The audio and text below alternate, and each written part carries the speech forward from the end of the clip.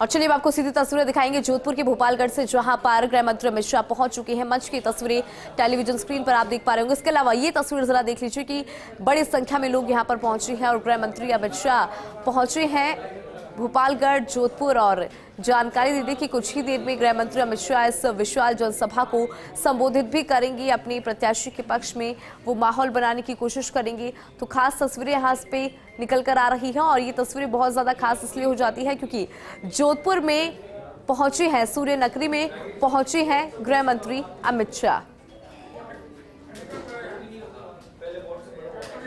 देख पा रहे होंगे टेलीविजन स्क्रीन पर ये तस्वीरें, गृह मंत्री अमित शाह आपको नजर आ रहे होंगे। 400 पार करना है या नहीं करना है? चौधरी साहब को फिर से जिताना है या नहीं जिताना है? मोदी जी को तीसरी बार प्रधानमंत्री बनाना है या नहीं बनाना है? तो गोपालगढ़ वालों, ऐसी आवाज नहीं चलेगी।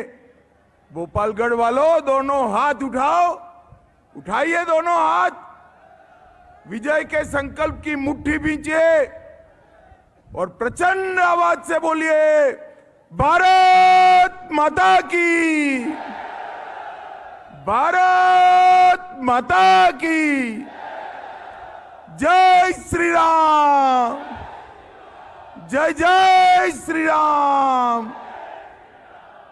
मंच पर उपस्थित राजस्थान के नवनिर्वाचित मुख्यमंत्री, जिन्होंने पेपर लीक करने वालों को उल्टा कर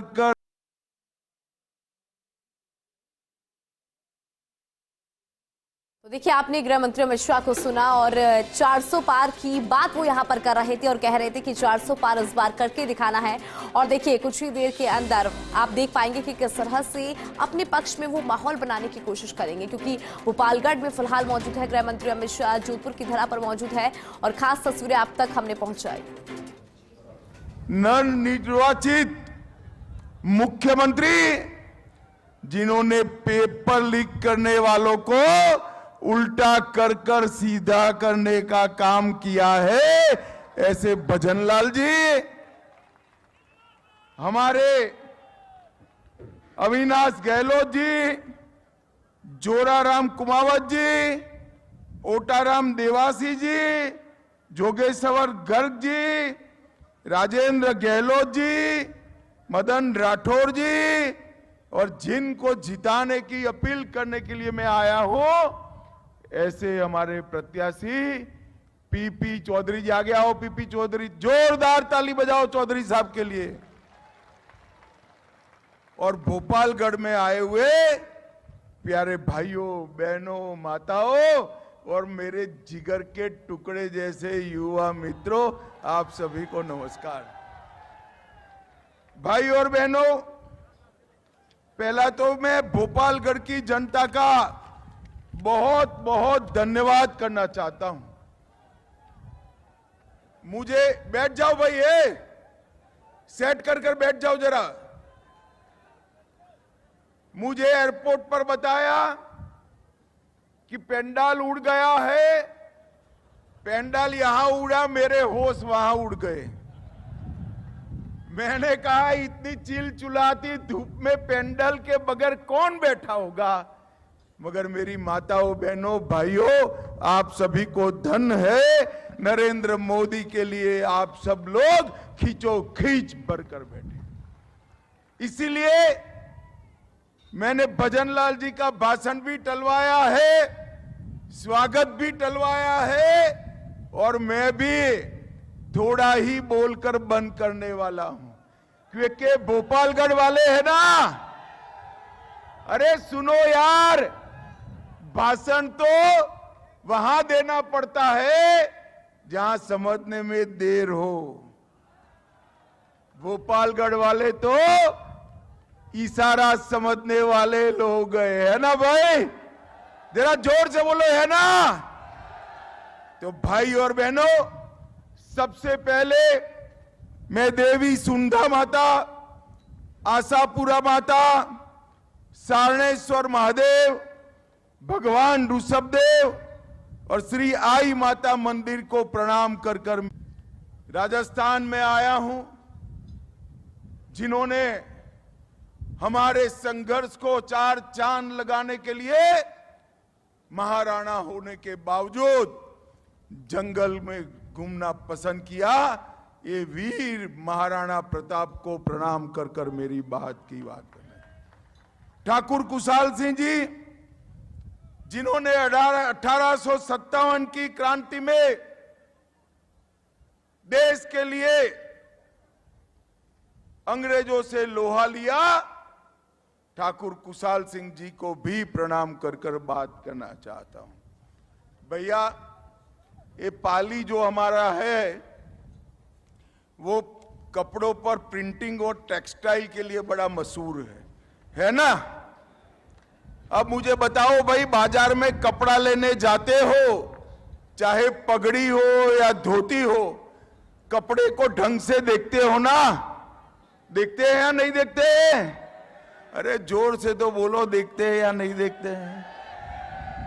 तू पूरे देश का प्रधानमंत्री बनाना है, प्रत्याशी को ढंग से देखकर वोट डालना। मेरी बात समझ में आती है?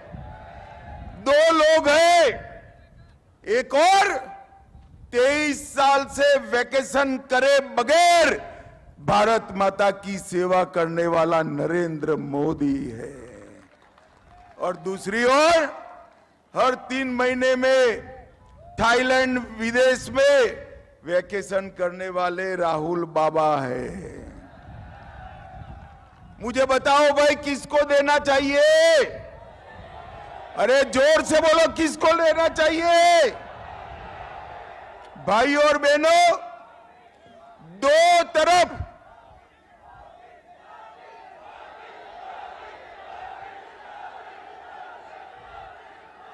भारत माता की।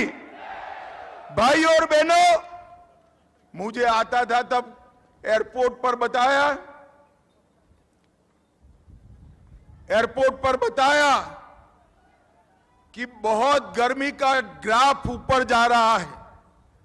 मैंने एयरपोर्ट ऑफिसर को अहमदाबाद में बताया, गर्मी का ग्राफ जितना ऊपर जाएगा, भाजपा की सीटों का ग्राफ भी ऊपर जाने वाला है।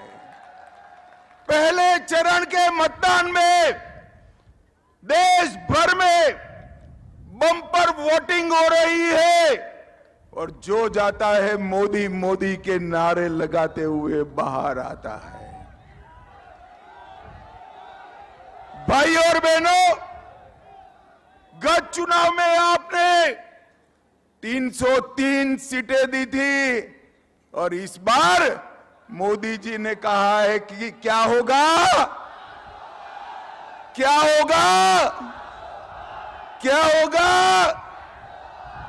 देखिए भोपालगढ़ वालों, आपके सामने 2 ऑप्शन है। एक और 55 साल और 4 पीढ़ी राज करने वाले नेहरू गांधी परिवार है, और दूसरी ओर नरेंद्र मोदी, जिसने 10 साल में गरीबों के लिए करोड़ों गरीबों को गरीबी के बाहर निकाला है।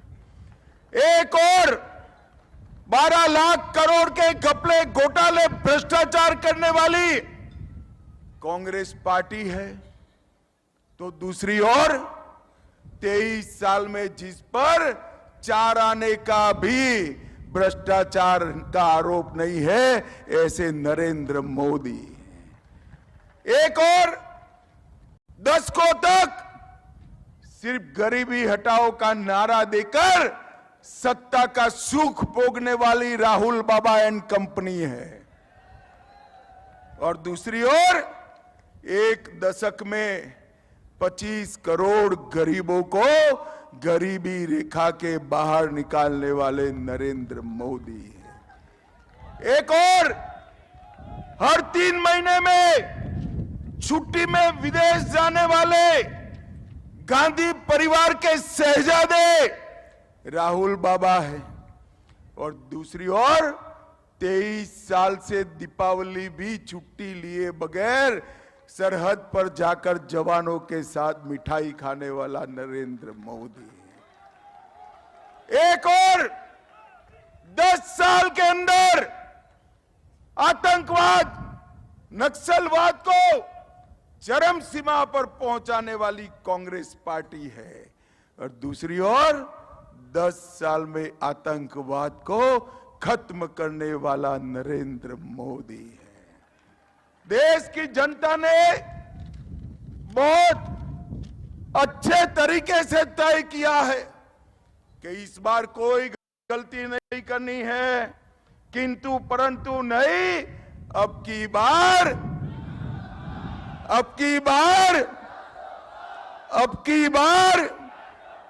अब मुझे पूछते हैं कि 400 पार क्यों करना है।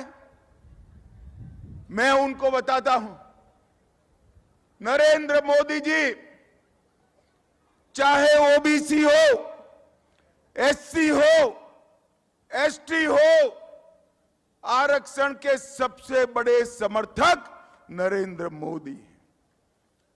कांग्रेस पार्टी कहती है 400 पार क्यों चाहिए, भोपालगढ़ वालों 300 पार कराया, हमने धारा 370 को समाप्त कर दिया। 300 पार कराया, भारत के अर्थतंत्र को 5वें नंबर का अर्थतंत्र बनाया। 300 पार कराया, 1 पेंशन 1 रैंक 1 पेंशन सेना के जवानों को देने का काम कराया। 300 पार कराया, ट्रिपल तलाक को समाप्त कर दिया। 300 पार कराया, माताओं बहनों जोर से ताली बजाना, विधानसभा में माताओं बहनों को 33% आरक्षण देने का काम नरेंद्र मोदी जी ने किया। 300 पार कराया, सीएए पारित कराया, 300 पार कराया, यूसीसी लेकर आए, और सबसे बड़ी बात 300 पार कराया, रामलल्ला का भव्य मंदिर अयोध्या में बना। 500 साल से एक कांग्रेस पार्टी रामलल्ला टेंट में थे।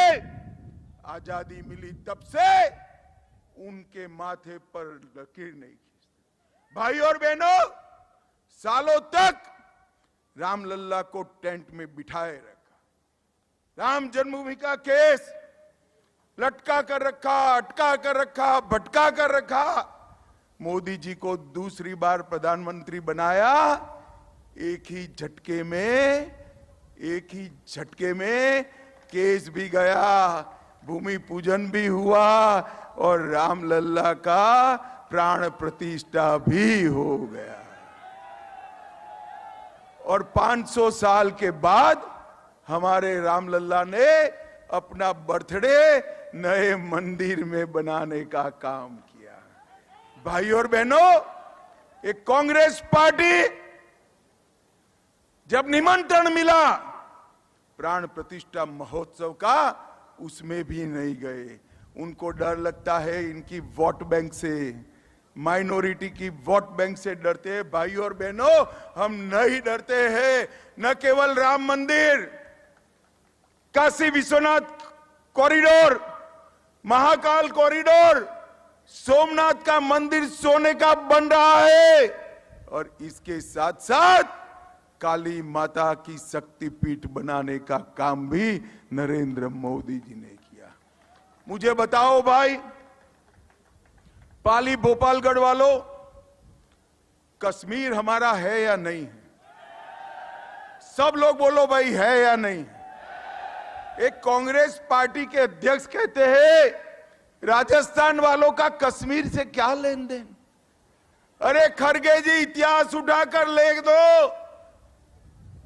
देश, प्रदेश कोई भी हो, राज्य कोई भी हो, जब देश की सीमाओं पर हमला हुआ, मेरे राजस्थान के जवानों ने शहादत दी है, शहादत दी है। भाई और बहनों, 370 हटनी चाहिए या नहीं हटनी चाहिए?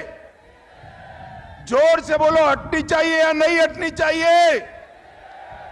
ये राहुल बाबा कहते हैं 370 हटेगी तो खून की नदियां बह जाएगी। भाइयों और बहनों, 5 अगस्त 2019 को मोदी जी ने 370 को समाप्त कर दिया। और राहुल बाबा खून की नदियों की क्या बात करते हो? कंकर चलाने की किसी की हिम्मत नहीं है, कंकर चलाने की। मोदी जी ने इस देश को सुरक्षित किया है। मोदी जी ने इस देश को समृद्ध करने का काम किया है।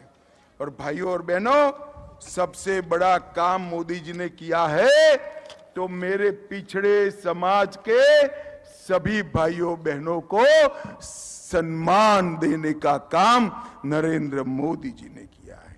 अब तक कभी भी कांग्रेस पार्टी ने ओबीसी को, पिछड़े समाज को, काका साहेब कालेलकर कमीशन की रिपोर्ट हो, मंडल कमीशन की रिपोर्ट हो, सबका विरोध किया। मोदी जी ने ओबीसी को संवैधानिक मान्यता देने का काम नरेंद्र मोदी जी ने किया है। भाइयों और बहनों, 37% 37% सांसद ओबीसी है, 27 मंत्री ओबीसी है और प्रधानमंत्री स्वयं ओबीसी है। भाई स्वयं ओबीसी। और ये राहुल बाबा ओबीसी की बात करते हैं। ये पाली वालों, भोपालगढ़ वालों, ये पीपी चौधरी कामकाज में तो वकील है, मगर जब पाली भोपालगढ़ की बात आती है तो ऐसे लड़ाका आदमी मैंने नहीं देखा है, सबसे लड़ पड़ता है। पाली और भोपालगढ़ के विकास के लिए पाली स्टेशन का पूर्ण आधुनिकीकरण करा। उज्ज्वला योजना के तहत राजस्थान में सबसे ज्यादा गैस के सिलेंडर कोई एक जिले में बटे तो पाली में 1,74,000 बटे। शौचालय 85,000 से ज्यादा बटे। जनधन योजना हजारों लोगों को बैंक के अकाउंट मिले। 12,000 लोगों का स्किल ट्रेनिंग कराया। 12,000 लोगों में से 9,000 को नौकरियां मिली। और ग्रामीण क्षेत्र में 50,000 सोलर स्ट्रीट लाइट लगाने का काम हमारे चौधरी साहब ने किया है।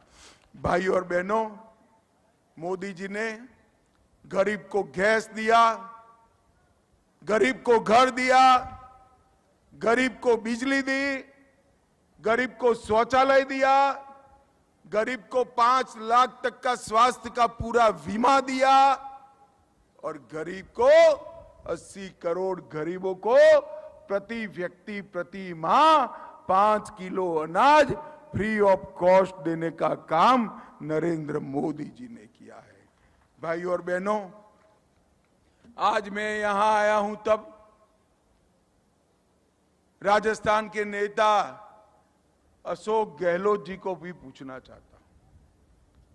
और गहलोत जी, 2004 से 14 आपकी सरकार थी, सोनिया मनमोहन की सरकार थी। हिसाब किताब देंगे क्या आप कि आपने राजस्थान को क्या दिया था? देना चाहिए या नहीं देना चाहिए? भी बताओ, आप बताओ भाई, देना चाहिए या नहीं देना चाहिए? वो नहीं देंगे, मगर मैं बनिया हूं, मैं तो लेकर आया हूं, पाई पाई का हिसाब लाया हूं। ध्यान से सुनना पाली वालों, 10 साल तक सोनिया मनमोहन सरकार ने 1,61,000 करोड़ रुपया राजस्थान को दिया था। कितना दिया था? जोर से बोलो, 1,61,000। कितना?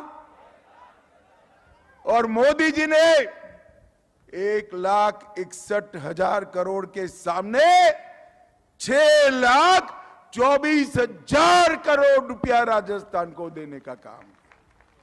इसके साथ साथ 2.5 लाख करोड़ रुपया 1,30,000 करोड़ सड़क निर्माण का, 1,11,000 करोड़ रेलवे का, 7,000 करोड़ एयरपोर्ट का और 60,000 करोड़ की रिफाइनरी अलग से ये सौगात नरेंद्र मोदी ने राजस्थान को देने का काम किया है। भाइयों और बहनों, ये कांग्रेस पार्टी कभी देश का भला नहीं कर सकती। नरेंद्र मोदी जी ने तीसरी बार प्रधानमंत्री बनने के लिए भारतीय जनता पार्टी आज विनती लेकर आपके सामने आई है और मैं आपको एक मोदी गारंटी बता देता हूं। मोदी जी को तीसरी बार प्रधानमंत्री बनाइए, हमारा अर्थतंत्र संसार का तीसरे नंबर का अर्थतंत्र बन जाएगा। भाइयों बहनों, तीसरे नंबर का। राजस्थान के अंदर भजनलाल जी ने ये तुष्टीकरण की राजनीति करने वाली कांग्रेस पार्टी की राजनीति को समाप्त किया। किसी की हिम्मत नहीं है महिला, दलित, बहुसंख्यक समाज इस पर कोई हमला कर सके।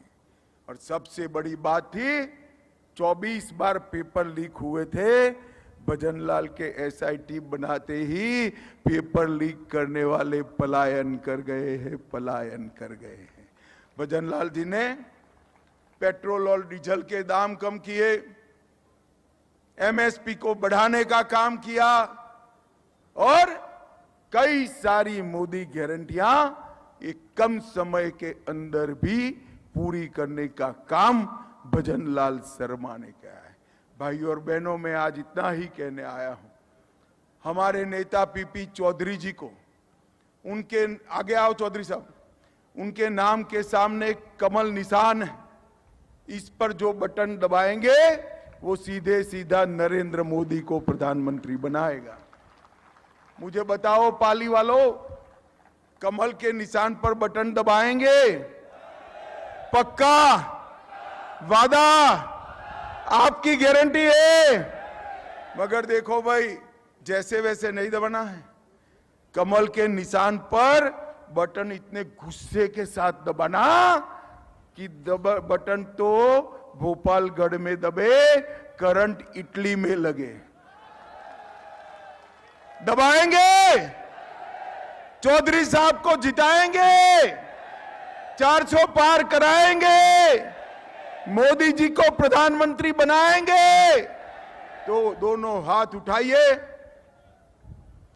विजय के संकल्प का मुट्ठी बीचे और प्रचंड आवाज से बोलिए, भारत माता की, भारत माता की जय श्री राम, जय जय श्री राम।